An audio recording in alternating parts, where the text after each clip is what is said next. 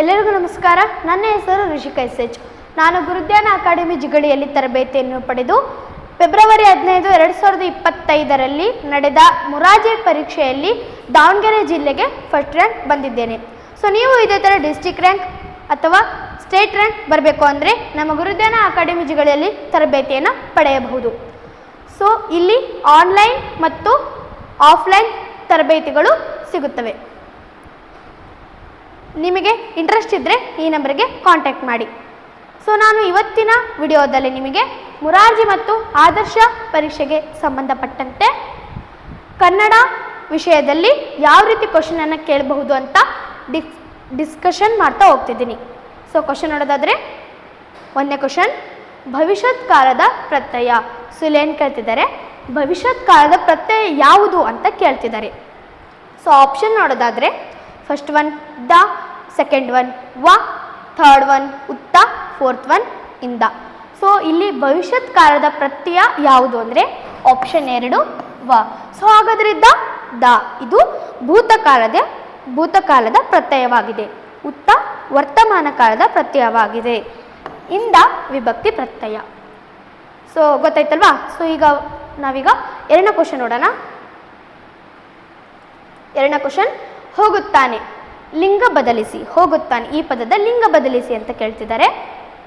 So ಇದು ಹೋಗುತ್ತಾನೆ ಯಾವ ಲಿಂಗದಲ್ಲಿದೆ ಅಂದರೆ ಪುಲ್ಲಿಂಗದಲ್ಲಿದೆ. ಸೊ ಇದನ್ನು ನಾವು ಲಿಂಗ ಬದಲಿಸಿದಾಗ ಸ್ತ್ರೀಲಿಂಗಕ್ಕೆ ಬದಲಾಗುತ್ತೆ. ಸೊ ಸ್ತ್ರೀಲಿಂಗವನ್ನು ಸೂಚಿಸುತ್ತಿರುವ ಪದ ಯಾವುದು ಅಂತ ನಾವು ಗುರುತಿಸಬೇಕಾಗುತ್ತೆ. ಸೊ ಆಪ್ಷನ್ ನೋಡೋದಾದರೆ, ಆಪ್ಷನ್ 1 ಹೋಗಿದ್ದನು, ಆಪ್ಷನ್ 2 ಹೋಗುವನು, ಆಪ್ಷನ್ 3 ಹೋಗುತ್ತಿರುತ್ತಾನೆ, ಆಪ್ಷನ್ 4 ಹೋಗುತ್ತಾಳೆ. ಸೊ ಇಲ್ಲಿ ಹೋಗುತ್ತಾನೆ ಪುಲ್ಲಿಂಗದಲ್ಲಿದೆ. ಸೊ ಇದರ ಸ್ತ್ರೀಲಿಂಗ ರೂಪ ಆಪ್ಷನ್ 4 ಹೋಗುತ್ತಾಳೆ. ಸೊ ಫಸ್ಟ್ ಒನ್ ಯಾವುದು, ಹೋಗಿದ್ದನು. ಹೋಗಿದ್ದನು ಯಾಕೆ ಬರಲ್ಲ? ಏಕೆಂದರೆ ಈ ಹೋಗಿದ್ದನು ಕೂಡ ಈ ಪದವು ಪುಲ್ಲಿಂಗವನ್ನು ಸೂಚಿಸುತ್ತಿದೆ, ಹಾಗಾಗಿ ಇದು ಕೂಡ ಬರಲ್ಲ. ಹೋಗುವನು ಕೂಡ ಪುಲ್ಲಿಂಗವನ್ನು ಸೂಚಿಸುತ್ತಿದೆ. ಹೋಗುತ್ತಿರುತ್ತಾನೆ ಇದು ಕೂಡ ಪುಲ್ಲಿಂಗವನ್ನು ಸೂಚಿಸುತ್ತಿದೆ, ಹಾಗಾಗಿ ಬರಲ್ಲ. ಸೊ ಹೋಗುತ್ತಾನೆ ಇದು ಪುಲ್ಲಿಂಗ ರೂಪ, ಸ್ತ್ರೀಲಿಂಗ ರೂಪ ಹೋಗುತ್ತಾಳೆ. ಸೊ ಹಾಗಾಗಿ ಆಪ್ಷನ್ 4 ರೈಟ್. ಸೊ ಈಗ ಗೊತ್ತಾಯ್ತು. ಕ್ವಶನ್ ನಂಬರ್ 3, ಜಿಂಕೆ ಹುಲ್ಲು ತಿಂದಿತು. ಜಿಂಕೆ ಹುಲ್ಲು ತಿಂದಿತು. ಅಡಿಗೆರೆ ಎಳೆದ ಪದದ ಭವಿಷ್ಯತ್ ಕಾಲ ಸೂಚಕ ಪದ ಗುರುತಿಸಿ. ಸೊ ಇಲ್ಲಿ ಅಡಿಗೆರೆ ಎಳೆದ ಪದ ಯಾವುದು? ತಿಂದಿತು. ಸೊ ಈ ತಿಂದಿತು ಎಂಬ ಪದದ ಭವಿಷ್ಯತ್ ಕಾಲ ಸೂಚಕ ಪದ ಗುರುತಿಸಿ ಅಂತ ಕೇಳ್ತಿದ್ದಾರೆ. ಸೊ ಈ ತಿಂದಿತು ಯಾವ ಕಾಲದಲ್ಲಿದೆ? ಭೂತಕಾಲದಲ್ಲಿದೆ. ಇದನ್ನು ನಾವು ಭವಿಷ್ಯತ್ ಕಾಲಕ್ಕೆ ಬದಲಾಯಿಸಬೇಕಾಗುತ್ತೆ. ಸೊ ಭವಿಷ್ಯತ್ ಕಾಲಕ್ಕೆ ಬದಲಾಯಿಸಿದಾಗ ಯಾವ ಪದ ಬರುತ್ತೆ ಅಂತ ನೋಡಬೇಕಾದ್ರೆ ಆಪ್ಷನ್ ನೋಡೋದಾದರೆ, ಆಪ್ಷನ್ 1 ತಿನ್ನುತ್ತದೆ, ಆಪ್ಷನ್ 2 ತಿನ್ನುವುದು, ಆಪ್ಷನ್ 3 ತಿನ್ನುತ್ತವೆ, ಆಪ್ಷನ್ 4 ತಿಂದವು. ಸೊ ತಿಂದಿತು ಇದು ಭೂತಕಾಲ. ಭವಿಷ್ಯತ್ ಕಾಲ ಪದ ಯಾವುದು? ಆಪ್ಷನ್ 2 ಯಾವುದು? ಆಪ್ಷನ್ 2 ತಿನ್ನುವುದು. ಸೊ ಆಪ್ಷನ್ 1 ತಿನ್ನುತ್ತದೆ ಏಕೆ ಬರಲ್ಲ ಅಂದರೆ ಇದು ವರ್ತಮಾನ ಕಾಲವನ್ನು ಸೂಚಿಸಿದೆ. ಇಲ್ಲಿ ಕೇಳಿರೋದು ಭವಿಷ್ಯತ್ ಕಾಲ, ಹಾಗಾಗಿ ಇದು ಕೂಡ ಬರಲ್ಲ. ತಿನ್ನುತ್ತವೆ ಇದು ವರ್ತಮಾನ ಕಾಲದಲ್ಲಿದೆ ಮತ್ತು ಬಹುವಚನದಲ್ಲಿದೆ. 4 ತಿಂದವು ಇದು ಭೂತಕಾಲದಲ್ಲಿದೆ ಮತ್ತು ಬಹುವಚನದಲ್ಲಿದೆ. ಸೊ ಹಾಗಾಗಿ ಗೊತ್ತಾಯ್ತಲ್ವಾ? ಆಪ್ಷನ್ ಯಾವುದು? ಆಪ್ಷನ್ 2 ತಿನ್ನುವುದು. ಸೊ ಅವರ್ ನೆಕ್ಸ್ಟ್ ಕ್ವಶನ್ 4ನೇದು, ಮಳೆಯಿಂದ ಇದು ಯಾವ ಸಂಧಿಗೆ ಉದಾಹರಣೆ? ಮಳೆಯಿಂದ ಇದು ಯಾವ ಸಂಧಿಗೆ ಉದಾಹರಣೆ ಅಂತ ಕೇಳ್ತಿದ್ದಾರೆ. ಸೊ ನಿಮಗೆ ಸಂಧಿ ಯಾವುದು ಅಂತ ಕೇಳಿದರೆ ಫಸ್ಟ್ ಬಿಡಿಸ್ಬರಬೇಕಾಗುತ್ತೆ. ಬಿಡಿಸ್ಬರಬೇಕಾದ್ರೆ ಮಳೆ ಪ್ಲಸ್ ಇಂದ, ಮಳೆಯಿಂದ. ಸೊ ಇಲ್ಲಿ ಯಾ ಎಂಬ ಅಕ್ಷರ ಆಗಮವಾಗಿ ಬಂದಿದೆ. ಸೊ ಹಾಗಾಗಿ ಇದು ಆಗಮ ಸಂಧಿ. ಆಪ್ಷನ್ 2 ಆಗಮ ಸಂಧಿ. ಸೊ ಈ ಆಗಮ ಸಂಧಿಯಲ್ಲಿ ಯಕಾರಾಗಮ ಮತ್ತು ವಕಾರಾಗಮ ಅಂದರೆ ಯಾ ಮತ್ತು ವ ಎಂಬ ಅಕ್ಷರಗಳು ಆಗಮವಾಗಿ ಬರ್ತವೆ, ಹಾಗಾಗಿ ಆನ್ಸರ್ ಯಾವುದು? ಆಪ್ಷನ್ 2 ಆಗಮ ಸಂಧಿ. ಸೊ ನೆಕ್ಸ್ಟ್ ಕ್ವಶನ್ ನೋಡೋದಾದರೆ, ನೆಕ್ಸ್ಟ್ ಕ್ವಶನ್ ಯಾವುದು? 5ನೇ ಕ್ವಶನ್, ಮಳೆಗಾಲದಲ್ಲಿ ನದಿ ತುಂಬಿ ಹರಿಯುತ್ತಿದೆ. ಮಳೆಗಾಲದಲ್ಲಿ ನದಿ ತುಂಬಿ ಹರಿಯುತ್ತಿದೆ. ಅಡಿಗೆರೆ ಎಳೆದಿರುವ ಪದದಲ್ಲಿ ಯಾವ ವಿಭಕ್ತಿ ಪ್ರತ್ಯಯ ಬಳಕೆಯಾಗಿದೆ? ಸೊ ಈ ಅಡಿಗೆರೆ ಎಳೆದ ಪದ ಯಾವುದು? ಮಳೆಗಾಲದಲ್ಲಿ. ಸೊ ಈ ಮಳೆಗಾಲದಲ್ಲಿ ಯಾವ ವಿಭಕ್ತಿ ಪ್ರತ್ಯಯ ಬಳಕೆಯಾಗಿದೆ ಅಂದರೆ, ಸೊ ಲಾಸ್ಟಲ್ಲಿ ನೋಡಿ ಮಳೆಗಾಲದಲ್ಲಿ ದಲ್ಲಿ ಈ ದಲ್ಲಿಯಲ್ಲಿ ಯಾವ ವಿಭಕ್ತಿ ಪ್ರತ್ಯಯ ಬಳಕೆ ಆಗಿದೆ ಅಂತ ಕೇಳ್ತಿದ್ದಾರೆ. ಸೊ ದ, ಅ, ಅಲ್ಲಿ, ಅಲ್ಲಿ. ಸೊ ವಿಭಕ್ತಿ ಪ್ರತ್ಯಯ ಯಾವುದು? ಆಪ್ಷನ್ ನೋಡೋದಾದರೆ ಆಪ್ಷನ್ 1 ಪ್ರಥಮ, ಆಪ್ಷನ್ 2 ಸಪ್ತಮಿ, ಆಪ್ಷನ್ 3 ಚತುರ್ಥಿ, ಆಪ್ಷನ್ 4 ತೃತೀಯ. ಸೊ ಅಲ್ಲಿ ಇದು ಯಾವ ವಿಭಕ್ತಿಯ ಪ್ರತ್ಯಯ ಅಂದರೆ ಆಪ್ಷನ್ 2 ಸಪ್ತಮಿ ವಿಭಕ್ತಿಯ ಪ್ರತ್ಯಯ ಯಾವುದು? ಅಲ್ಲಿ. ಹಾಗಾಗಿ option 2 is the right answer, Saptami. So ಈಗ ಫಸ್ಟ್ ಒನ್ ಪ್ರಥಮ. ಈ ವಿಭಕ್ತಿ ಯಾಕೆ ಬರಲ್ಲ ಅಂದರೆ ಪ್ರಥಮ ವಿಭಕ್ತಿಯ ಪ್ರತ್ಯಯ ಯಾವುದು? ಹೂ. ಇಲ್ಲಿರೋದು ನಮಗೆ ಅಲ್ಲಿ. ಹಾಗಾಗಿ ಪ್ರಥಮ ವಿಭಕ್ತಿ ಬರೋದಿಲ್ಲ. So third one Chaturthi. Chaturthi ಇದರ ಪ್ರತ್ಯಯ ಗೆ, ಕೆ, ಹೀಗೆ. ಹಾಗಾಗಿ ಇದು ಕೂಡ ಬರೋದಿಲ್ಲ. ತೃತೀಯ. ತೃತೀಯ ಇದರ ವಿಭಕ್ತಿ ಪ್ರತ್ಯಯ ಇಂದ. ಹಾಗಾಗಿ ಇದು ಕೂಡ ಬರೋದಿಲ್ಲ. ಸೊ ಆನ್ಸರ್ ಯಾವುದು? ಸಪ್ತಮಿ.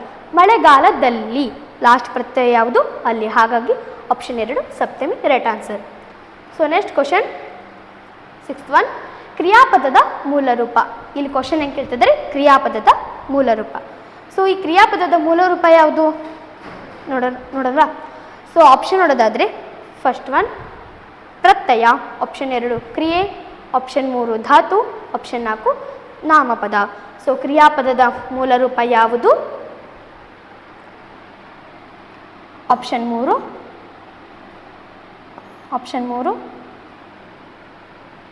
ಧಾತು.